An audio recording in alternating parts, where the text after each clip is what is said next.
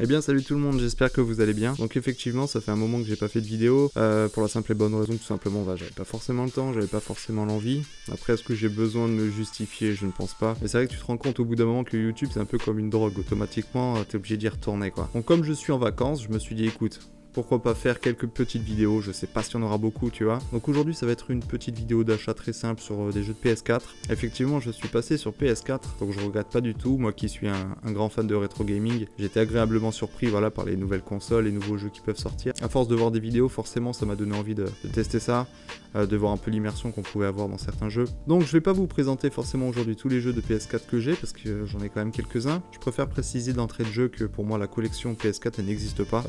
Moi tout simplement je les prends pour voir s'ils sont bien, je teste, s'ils sont cool tant mieux, je les garde. Si effectivement je suis déçu par un jeu, je le vire. Donc je vais essayer de commencer crescendo avec les jeux on va dire qui m'ont bien plu mais sans plus, jusqu'à on va dire le gros coup de cœur. Et comme t'as un bon sens de la déduction, t'as tout de suite capté que c'était les Chevaliers de Baphomet 5, donc la malédiction du serpent. Donc pour faire très simple, j'en suis quasiment à la fin de ce jeu, j'ai dû passer peut-être une dizaine d'heures je pense. Je vais être presque prêt à dire que c'est une grosse déception.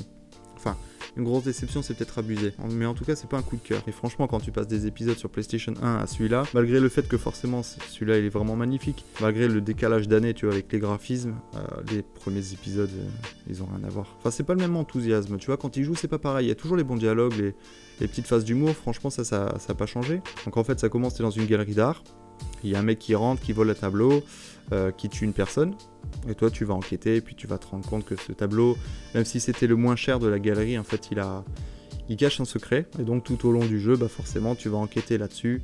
Il y a pas mal de petits rebondissements, c'est sympa. C'est pas un grand Chevalier de Baphomet, tu retrouveras pas le plaisir des deux premiers je pense, ou même celui qui était sorti sur PlayStation 2. Je peux le conseiller si tu le vois à un prix intéressant.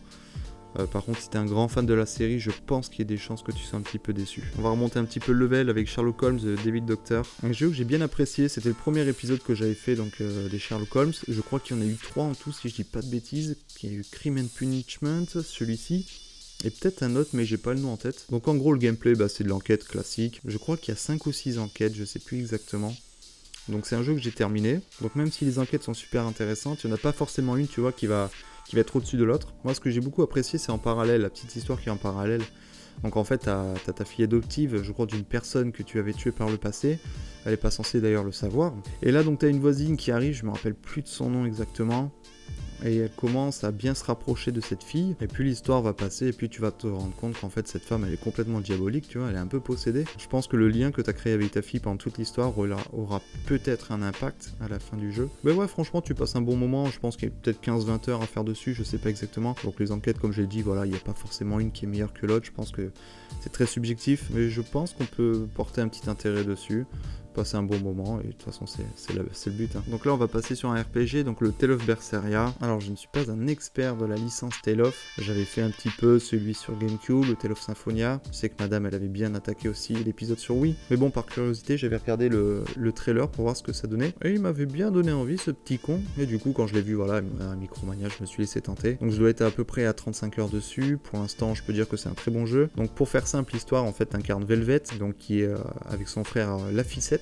C'est vrai que les prénoms, tu vois, c'est pas trop ça. Donc tu habites chez une personne qui s'appelle Arthurius, je crois que c'est Arthurius. Donc au début, l'histoire elle est plutôt sympa, t'es chez cette personne avec ton frère, l'histoire elle se déroule tranquille. Et puis il se passe un petit truc, tu vois que ce petit charlatan de Arthurius, il va faire en douce. C'est tout simplement pour... C'est très banal, tu vois, il va juste sacrifier ton frère pour le bien de l'humanité. Attention quand même, ça a de l'importance. Et toi tu vas essayer en fait de sauver ton frère en plongeant dans le gouffre dans lequel il est jeté. Et tu vas en fait tout simplement devenir un démon. Donc pendant 2 ans tu vas être enfermé, tu vas réussir à t'échapper. Et tu vas avoir qu'un seul mot dans ta tête, c'est tout simplement la vengeance. Et vraiment la vengeance c'est le moteur de ce jeu. Donc tu vas être motivé par une seule chose, c'est te venger d'Arthurius pour le meurtre de ton frère. Comme dans tous les RPG forcément tu vas rencontrer quelques petits compagnons par-ci par-là. Il y a certains compagnons par contre je trouve qu'ils ont pas forcément de charisme, mais bon, et qu'ils soient là ou qu'ils soient pas là forcément ça n'a pas trop d'importance. Et c'est un jeu que pour l'instant j'ai bien apprécié, je pense que je suis pas loin de la fin, mais en soi ça reste un très bon jeu et je pense que ça reste un très bon Tale of. Et donc pour finir cette vidéo, The Town of Light. Alors The Town of Light, je vais dire que c'est très étrange. Au début je pensais qu'en fait tout simplement c'était un survival horror. En fait c'est tout simplement une expérience immersive dans un hôpital psychiatrique. T'incarnes une meuf un peu psy tu vois, et elle a complètement perdu la mémoire. Donc elle va essayer d'y retourner tu vois pour avoir tout simplement des réponses. Et tout le long du jeu en fait si tu veux, tu vas être voilà dans cet hôpital psychiatrique, avoir des mini-quêtes pour essayer de récupérer des documents, une poupée, essayer d'avoir le plus de réponses possible à tes questions. Et c'est une super expérience vraiment psychiatrique psychiatrique, on va dire. L'ambiance est vraiment très oppressante, je trouve. Moi, j'ai joué avec mes potes, on l'a terminé ensemble, et vraiment, j'avais l'impression d'être enfermé dedans, tu vois. Tourne en rond dans cet hôpital, tu revois à chaque fois les mêmes locaux, les mêmes pièces, etc. pour récupérer des indices. Et rien que ce fait de tourner en rond, tu revois les mêmes trucs, quoi, et c'est... Plus ces souvenirs, ça fait vraiment... c'est psy, quoi. Et à la fin, t'arrives à avoir les réponses à tes questions, et franchement, la fin, elle est... Ouais, elle est ouf. Franchement, elle est sympa. Mais attention, vraiment, pour les personnes qui pensent que c'est un survival horror quand ils l'achètent et qui sont déçus, faut pas bousiller ce jeu, parce que c'est sûr que si tu t'attends à un jeu qui va te faire flipper et tu vas avoir chier de l'eau, c'est pas du tout le cas. C'est vraiment une expérience au sens pur. C'est quasiment tiré de faits réels, puisque l'hôpital existe vraiment. Donc il est en Italie.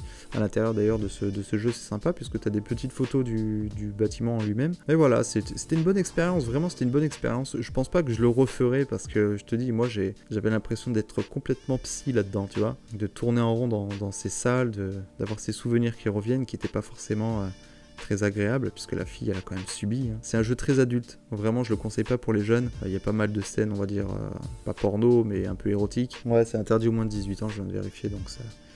C'est un peu ça, voilà, c'est une très bonne expérience. The Town of Light, il est pas très cher, je crois, sur le PS Store et peut-être en magasin aussi. Donc je vous le conseille vraiment si vous voulez une expérience à part entière, complètement psy, puis suivre les aventures de cette fille, voir un peu ce qui s'est passé. Ça permet aussi de voir qu'à l'époque, ils étaient complètement dépassés entre la folie et la réalité. Je parle des docteurs, bien sûr. Qu'à l'époque, ils te faisaient des saignées parce qu'ils pensaient que la folie était dans le sang, alors que pas du tout, donc ça a fait pas mal de problèmes et beaucoup de séquelles. Voilà les gens, bon j'espère que cette vidéo vous aura plu, que j'ai pas trop parlé pour tout et pour rien. Donc comme j'ai dit, je vais faire une vidéo, on va dire blablatage, un peu histoire de voir un peu où on en est dans cette chaîne YouTube, voir s'il y a un avenir, etc. Et puis voilà. En attendant, je vous fais le big up habituel, prenez soin de vous et on se dit à bientôt. Allez, salut.